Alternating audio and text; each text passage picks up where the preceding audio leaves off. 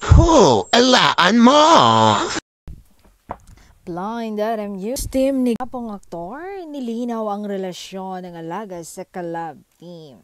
Kilalang love team, magkarelasyon pa rin. Nilinaw ng team ni aktor na matatag ang relasyon ni na aktor at aktres. Busy silang pareho pero gumagawa daw ng paraan ang dalawa para magka-baby time.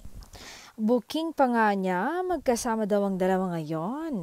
Miss na raw nila ang isa't isa sa tagal ba nilang hindi nagkikita dahil pareho silang busy. Baka nga raw buong maghapon ang date nila ngayon.